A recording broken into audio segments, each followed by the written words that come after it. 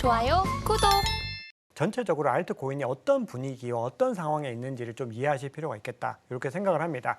자, 시장에서는 이제 알트코인 대세 상승장으로 진입했다, 이런 기사들이 좀 많이 나오고 있습니다. 그 이유는 최근에 들어서 알트코인이 우죽순 펌핑하는 순환매가 너무 활발해졌다라는 부분들이 있고요. 그 다음으로 중요하게 보는 것은 사실 어떻게 보면 핵심적인 지표인데 화면에 나오고 있는 이 비트코인 도미넌스입니다. 비트코인 도미넌스가 급격하게 무너지는 것을 볼 수가 있습니다. 아, 그렇네요. 지금 촬영 시점 기준으로 58% 선까지 한번 무너졌다가 다시 반등을 했는데, 그럼에도 58% 초반에 위치를 하고 있다는 겁니다. 이렇게 비트코인 도미넌스가, 비트코인 가격이 크게 무너지지 않는데 도미넌스가 이렇게까지 무너진다는 것은 자본이 알트코인으로 아주 강하게 가고 있다는 의미이기 때문에 우리는 지금 시점에서는 이 구간들을 좀 주목해 보실 필요가 있습니다. 자, 그런데 우리가 여기서도 또 주목해야 되는 게, 그렇다고 해서 알트코인 대세 상승장에 완전히 돌입했는가, 거기에 대해서는 좀 의구심을 가지고 계셔야 된다고 생각을 합니다. 그게 왜 그러냐면은 우리가 지난 대세 상승장에 접어드는 구간이죠. 2020년 11월, 지금으로부터 딱 4년 전으로 한번 시계를 돌려보면은 그 당시에도 이렇게 비트코인 도미넌스가 크게 무너지는 구간들이 있었습니다. 이때도 거의 10% 정도가 아주 짧은 구간 동안에 빠져버리는 걸 볼 수 있는데, 그 이후에는 다시 좀 이 반등을 하면서 다시 비트코인이 조금 더 주도 흐름을 잡고 가는 걸 볼 수가 있습니다. 그래서 우리가 지금 시점에서는 알트코인으로 한번 자본이 갔다가 비트코인으로 갔다가 하는 움직임들이 한 당분간은 조금 더 지속될 가능성이 있지 않을까, 개인적으로는 그렇게 보고 있는데, 이게 또 이 기관들이 뭔가 타이밍을 뺏기 위해서 조금 더 흐름을 빨리 가지고 갈 가능성은 있습니다. 하지만 지금 아직까지 남은 시점에서는 비트코인이 조금 더 가야 되기 때문에 그런 흐름들이 비트코인으로도 갈 수 있다고 생각을 하고 있고, 그럼에도 불구하고 내년에 1월이 이제 됐을 때는 비트코인 도미넌스가 더 많이 무너지면서 이 알트코인 대세 상승장으로 진입할 가능성을 염두에 둬야 된다라고 생각을 합니다. 그래서 2021년도 보시면은 1월이 되니까 이제 무너지기 시작을 해가지고 계속해서 이 비트코인 도미넌스가 무너져 내리면서 알트코인 대세 상승장이 시작되는 걸 볼 수 있었습니다. 그래서 이런 관점으로 봤을 때 지금 시점은 비트코인이 조정을 받을 때 이제 알트코인 투자자분들은 알트코인 대세 상승장을 좀 준비하는 것이 도움이 되는 구간이다라고 생각을 합니다. 자, 그리고 하나만 더 이제 지표 소개해 드리면은,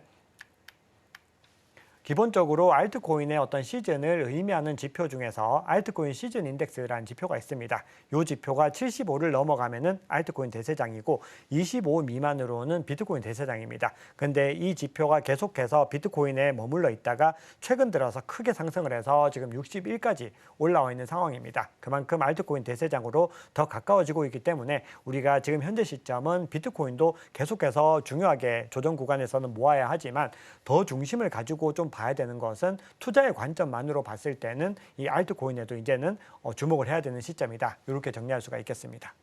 알트코인에 관해서 기다리시는 분들 상당히 많을 것 같아요. 그래서 이게 대세 상승장 올 것인가라는 그러한 의문에 관해서는 아직 저도 살짝은 부족하다라는 느낌이 좀 들긴 했거든요. 네. 비트코인이 더 갈 수 있다라는 기대감들 때문인 것 같은데, 일단은 우리가 알트코인이다라고 한다면 또 이더리움 이야기를 안 할 수는 없잖아요. 근데 이더리움 쪽이 오르긴 했습니다만 여전히 우리 투자자분들은 여기서 끝인 건가 이런 생각 좀 많이 드실 것 같고, 어떻게 보십니까? 이 이더리움에 관해서는?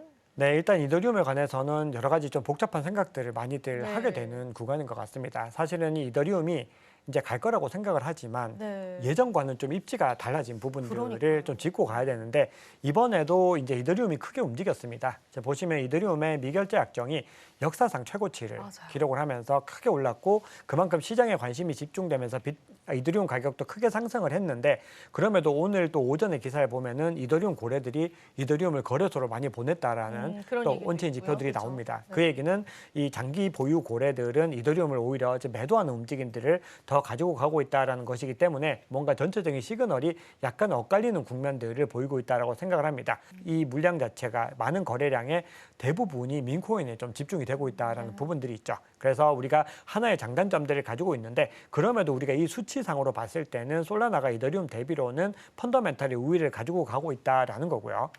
그리고 또 하나 봐야 될 부분들은, 지금 이 블록체인의 수수료 자체도, 솔라나는 수수료가 굉장히 저렴한 블록체인인데 지금 보시면은 이더리움을 능가하고 있습니다. 그만큼 이더리움보다 솔라나의 사용량이 월등하게 많기 때문에 수수료 수익까지도 추월을 하고 있다는 의미입니다. 그만큼 전체적인 펀더멘탈에서 이더리움보다는 솔라나로 어떤 이동이 일어나고 있다, 이렇게 볼 수가 있는 거죠. 자, 그런데 우리가 여기에서 또 지켜봐야 되는 게, 이더리움이 가지고 있는 가치는 기본적으로 메인넷에서 나오는 어떤 혁신에 있습니다.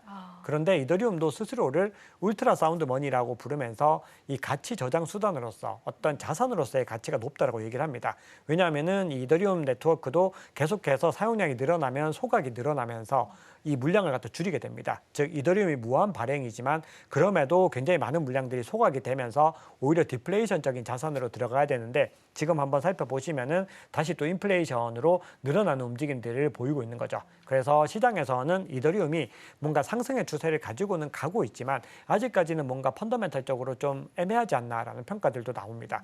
자, 그런데도 저는 개인적인 판단에 이더리움이 갈 거다라는 관점들은 가지고 있습니다. 왜요? 어떤 그게 왜 이유예요? 그러냐면은 네. 기본적으로 펀더멘탈 자체가 이 솔라나 대비 좀 부진하고 부족한 부분들이 있지만 그럼에도 불구하고 굉장히 좋은 이 펀더멘탈을 모든 블록체인 대비로는 점유하고 있습니다. 그만큼 펀더멘탈 대비로 솔라나 이더리움이 손꼽히는 코인이다라는 것이 첫 번째. 즉 그러니까 이 펀더멘탈의 절대치 자체는 이더리움이 월등하게 높다는 거죠. 거기다 두 번째 더 중요한 부분들은 이 추세와 내러티브에 있다고 생각을 합니다. 지금 알트코인 대세 상승장으로 접어들게 되면은 이제는 이더리움이 움직여줘야 될 때가 된 겁니다. 그렇게 되면 시장에서는 이 포문을 열기 위해서 어떤 방식으로든 움직이게 할 가능성이 높습니다. 그래서 만약에 이 이더리움이 중요한 추세선을 깨트리고 올라갔다라고 했을 때는 기본적으로 상승 랠리들이 이어질 가능성이 있기 때문에 앞으로 장기적으로 봤을 때 이더리움이 솔라나 대비로 어떤 움직임을 보일지 모르겠지만 이번 시즌이 지금 알트코인 시즌이 시작되는 지금 시점에서는 굉장히 좋은 의미의 움직임들을 가져갈 수 있고 그리고 추세적으로도 내러티브적으로도 중요한 입지에 있다. 이렇게 보고 있습니다. 이더리움에 관해서는 정말 아픈 손가락이다라고 하시는 분들도 있을 만큼 이전만큼의 입지를 찾지 못한다라는 그런 시장의 인식은 상당히 많은 것 같아요. 네, 맞습니다. 그럼에도 불구하고 우리가 이더리움을 통한 알트코인의 대세 상승장을 엿볼 수 있다면 이더리움 가격에도 어느 정도 좀 기대를 해봐도 좋지 않을까 싶습니다. 물론 우리가 수치적으로 봤을 때 비트코인 대비해서 너무 상승률이 나타나지 않았기 때문에 전고점도 아직 저 멀리 있더라고요. 한참 멀리 있죠. 네.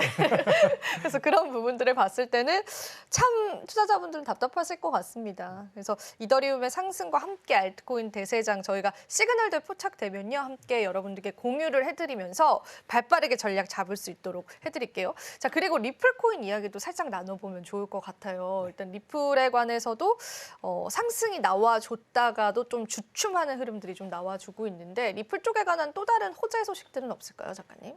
네, 리플 얘기 좀 간단하게 네. 한번 해보면은 기본적으로 리플도 어떤 펀더멘탈보다는 아직은 내러티브에 좀 많이 집중이 되어 있습니다.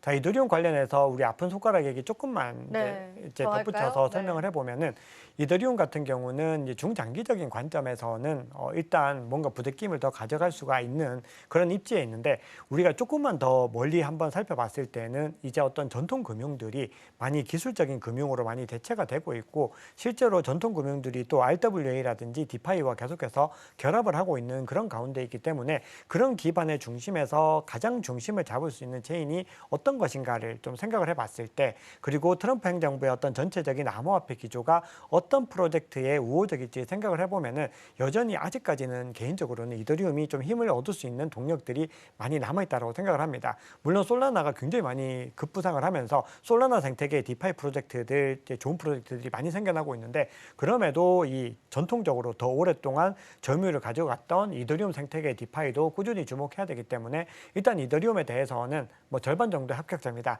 이렇게 좀 정리를 할 수 있을 것 같고 리플 같은 경우는 이 최근에 트럼프 행정부가 이제 들어서면서 전체적인 규제에 대한 이슈들이 많이 바뀌면서 부각이 되고 있습니다.